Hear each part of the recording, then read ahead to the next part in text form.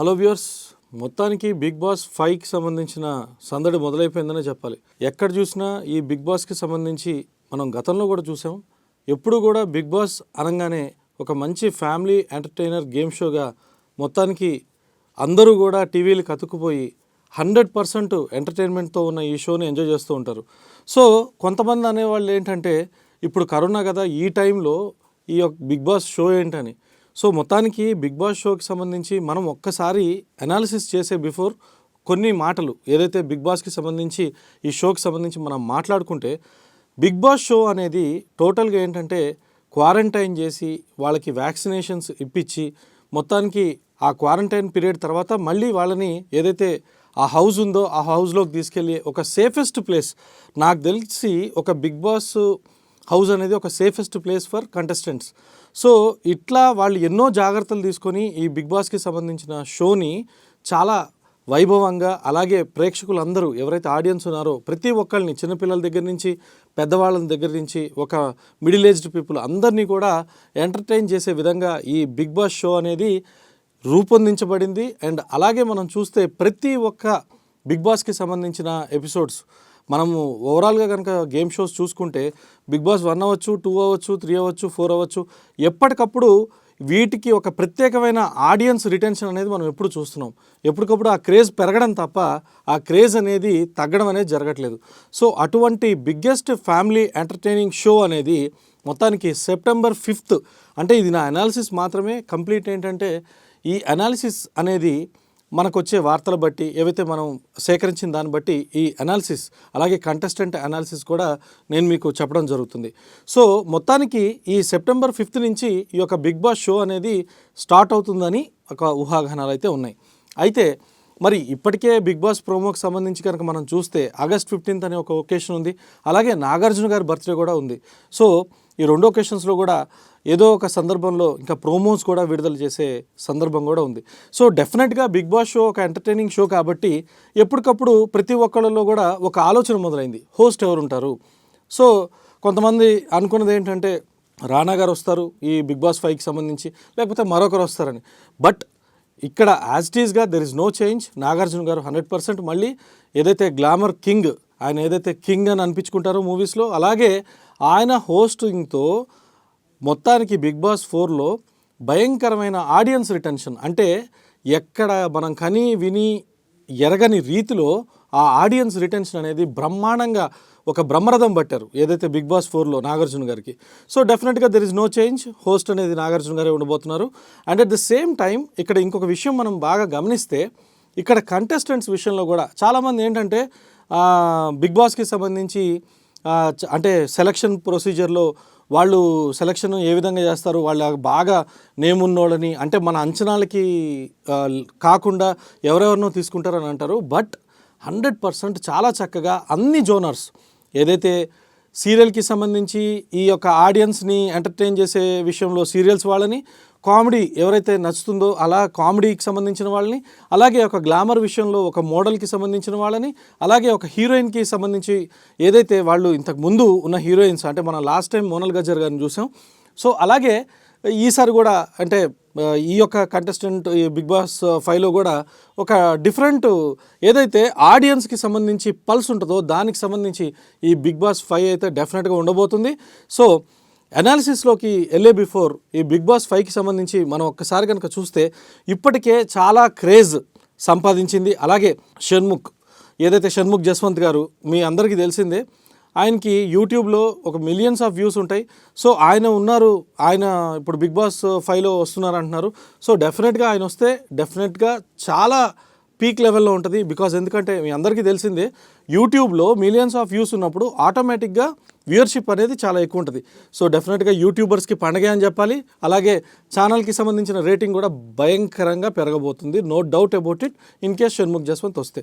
Okay, ఇప్పుడు నేను మీకు చెప్పే అనాలిసిస్లో ఇప్పుడు ఫస్ట్ మనం మాట్లాడుకోబోయేది, నేను ఇందాకే మీకు చెప్పాను, ఇక్కడ ఏం జరుగుతుందంటే ఈ బిగ్ బాస్ షో అనేది ఇట్స్ నాట్ ఒక్క జోనర్కి సంబంధించి ఒకళ్ళని ఎంచుకొని ఒకే విధంగా అందరూ ఉండరు. ఈ కంటెస్టెంట్స్ అందరూ కూడా డిఫరెంట్ ప్రొఫెషన్కి సంబంధించి ఉంటారు. ఎందుకంటే ఆడియన్స్ ఏదైతే వాళ్ళ ఆడియన్స్ ఎవరైతే వాళ్ళకి ఇష్టపడతారు, అంటే ఆడియన్స్ ఎవరైతే లైక్ చేస్తారో అటువంటి ప్రొఫెషన్స్ నుంచి తీసుకొస్తున్నారు. సో ఫస్ట్ మనం అనాలిసిస్లోకి వెళ్ళిపోదాం. సో ఈ అనాలిసిస్లో ఫస్ట్ మనం చెప్పుకోబోయే కంటెస్టెంట్ ఎవరైతే ఉన్నారో తను వచ్చేసి జస్వంత్ పడాలా. సో ఈ జస్వంత్ పడాలా గురించి మనం ఒకసారి కనుక ఆయన గురించి తెలుసుకుంటే, ఆయన ఒక మోడల్. అండ్ జస్వంత్ పడాలా గురించి ఎక్కువ వినలేకపోవచ్చు, బట్ డెఫినెట్గా తను ఒక మోడలింగ్లో తనకంటూ ఒక ప్రత్యేకమైన స్థానాన్ని సంపాదించాడు. సో అతను వస్తాడనే ఊహాగానాలు అయితే ఉన్నాయి. అండ్ అలాగే మీకు గనక చూస్తే మన తెలుగు ఆడియన్స్ సీరియల్స్ చాలా ఎక్కువగా చూస్తుంటారు.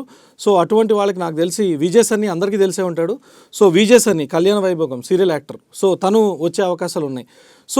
సో మరి ఇప్పుడు మీరు దీన్ని బట్టి అర్థం చేసుకోవచ్చు, బిగ్ బాస్కి సంబంధించిన ప్రతి సెలక్షన్ ప్రొసీజర్లో వాళ్ళు ఏం చేస్తున్నారంటే ఎవరైతే ఆడియన్స్కి కనెక్ట్ అయి ఉంటారో అటువంటి వారిని వాళ్ళు ఎంపిక చేయడం జరుగుతుంది. సో ఇదంతా కూడా మా అనాలిసిస్. డెఫినెట్గా ఫైనల్ లిస్ట్ అనేది నేను ఫ్యూచర్లో మళ్ళీ చెప్తాను. So but the time being ఎవరైతే ఉన్నారో ఆ లిస్ట్ అనాలిసిస్ నేను మీకు చెప్తున్నాను. So next Priyanka Raman. So ఈ ప్రియాంక రామన్ ఎక్కడ చూసాం ఏంటి, క్రాక్ మూవీలో చేసిందండి ఈవిడ. సో ప్రియాంక రామన్ గారు ఉండే ఛాన్సెస్ ఉన్నాయి. అలాగే ప్రియాంక సింగ్, మీ అందరికీ తెలుసు జబర్దస్త్కి సంబంధించి మనం చూసాం. జబర్దస్త్ అనేది ఎంత ఫేమస్సో ఇదంతా మీకు ఆల్రెడీ తెలుసు. దానిలో నుంచి ఎవరు వచ్చినా సరే ఒక పీక్, ఒక మంచి ర్యాప్ అంటే ఆ గేమ్ షోకే ఒక మంచి నేమ్ అనేది క్యారీ అవుతా వెళ్తుంది, బికాస్ వాళ్ళు చాలా మంచి ఎంటర్టైనర్స్. సో డెఫినెట్గా ఈ ప్రియాంక సింగ్ కూడా వచ్చే ఛాన్సెస్ ఉన్నాయి.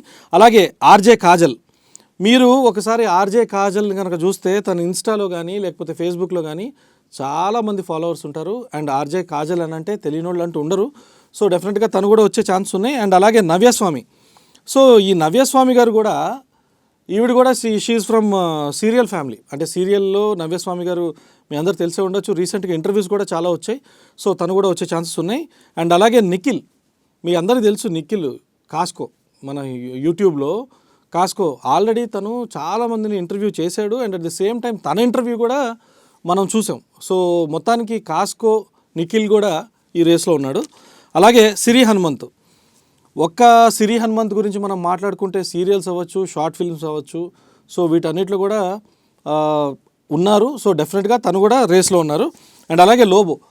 ఒకసారి మనం లోబో గురించి మాట్లాడుకుంటే తను ఒక మాసివ్ లాంగ్వేజ్లో అందరినీ ఎంటర్టైన్ చేస్తూ, మీ అందరికీ గుర్తుండే ఉండొచ్చు, మెట్రో ఛానల్లో తను యాంకరింగ్ అది చేసేవాడు. సో డెఫినెట్గా ఒక మంచి ఎంటర్టైన్మెంట్ పర్సన్. కొన్ని ఆడియో ఫంక్షన్స్లో లోబో గురించి చాలా చక్కగా తన స్టైల్ గురించి, అంటే చాలా డిఫరెంట్గా, మొత్తానికి ఏంటంటే ఒక ఆడియన్స్ని మెప్పించగలిగే స్టామినా అయితే తనకుంది. సో డెఫినెట్గా ఈ లోబో కూడా రేస్లో ఉన్నాడు. అలాగే ప్రియా, మీ అందరికీ తెలుసండి ప్రియా గారు, ఆవిడ వచ్చేసి సీరియల్ యాక్ట్రెస్. అండ్ ఆల్మోస్ట్ మీ అందరికి తెలిసింది ఏంటి అని అంటే ఈవిడ పేరు కూడా చాలా ప్రముఖంగా వినపడుతుంది. అండ్ డెఫినెట్గా ఏంటంటే తనకు కూడా చాలా ఫ్యాన్ ఫాలోయింగ్. ముఖ్యంగా ఏంటంటే మహిళలు, ఇప్పుడు ఈ సీరియల్లో ఉన్న వాళ్ళందరికీ కూడా చాలా ఫాలోయింగ్ ఉంటుంది. ఎందుకంటే బేసిక్గా ఈ సీరియల్స్ చూసే ఇంట్లో ఉండే ఆడవాళ్ళు ఎవరైతే ఉన్నారో వాళ్ళందరికీ కూడా వీళ్ళందరూ ఫెమిలియర్ కాబట్టి డెఫినెట్గా వీళ్ళు కనుక ఆ షోలోకి వెళ్తే డెఫినెట్గా చూస్తారు. And at the same time వీళ్ళకి నాట్ ఓన్లీ ఒక సీరియల్లోకి సంబంధించిన ఫాలోయింగే కాకుండా అదర్ దెన్ దట్ కూడా వీళ్ళకి చాలా ఫాలోయింగ్ ఉంది. అండ్ ఇంకొకసారి మనం చూస్తే నెక్స్ట్ యాంకర్ రవి. మీకు తెలిసిందే యాంకర్ రవి అనేవారు ఆల్మోస్ట్ అతను ఎన్నో గేమ్ షోస్లో మనం చూసాం, అలాగే ఆడియో ఫంక్షన్స్లో చూసాం. మొత్తానికి యాంకర్ రవి కూడా మొత్తానికి రేస్లో ఉన్నట్టు తెలుస్తుంది. అండ్ అలాగే ఇషా చావ్లా గురించి మనం మాట్లాడుకోవాలంటే మీకు పూలరంగడు సునీల్ గారి మూవీ ఐడియా ఉండే ఉండొచ్చు. సో డెఫినెట్గా ఇషా చావ్లా మనము లాస్ట్ సీజన్లో మోనల్ గజ్జర్ని చూసాం. సో ఎవ్రీ సీజన్లో ఒక హీరోయిన్ ఉంటారు. సో ఈ సీజన్లో ఏంటంటే మొత్తానికి ఇషా చావ్లా గారు కూడా వచ్చే ఛాన్సెస్ లేకపోలేదు. అండ్ అలాగే ఉమాదేవి. ఈ ఉమాదేవి గారు వచ్చేసి కార్తీక దీపం సీరియల్, మీ అందరికీ తెలిసిందే కార్తీక దీపం సీరియల్ ఎంత ఫేమస్. సో మొత్తానికి ఉమాదేవి గారు సీరియల్ యాక్ట్రెస్. కార్తీక దీపం సంబంధించి ఈవిడ కూడా రేస్లో ఉండే ఛాన్సెస్ ఉన్నాయి. అండ్ నెక్స్ట్ ప్రత్యూష గారు. సో మీకు ప్రత్యూష గారు తెలుసండి, న్యూస్ రీడరు, తను చాలా ఫేమస్ న్యూస్ రీడరు. సో డెఫినెట్గా ప్రత్యూష గారు కూడా ఉండే ఛాన్సెస్ ఉన్నాయి. అండ్ అలాగే పూనం బాజ్వా గారు మేబీ వైల్డ్ కార్డ్ ఎంట్రీ అవ్వచ్చు. అలాగే యశ్వంత్ మాస్టర్ గారు, అలాగే సురేఖ వాణి గారు.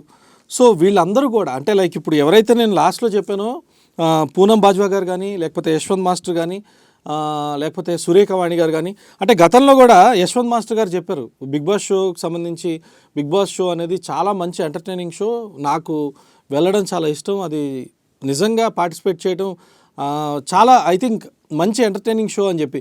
సో డెఫినెట్గా ఇప్పుడు మనము పరిస్థితులు బట్టి చూస్తే యశ్వంత్ మాస్టర్ కూడా రేస్లో ఉన్నారు. And at the same time ఇవన్నీ ఒక ఎత్తు, ఇప్పుడు నేను మీకు చెప్పినవన్నీ కంటెస్టెంట్స్ ఇవన్నీ ఒక ఎత్తు.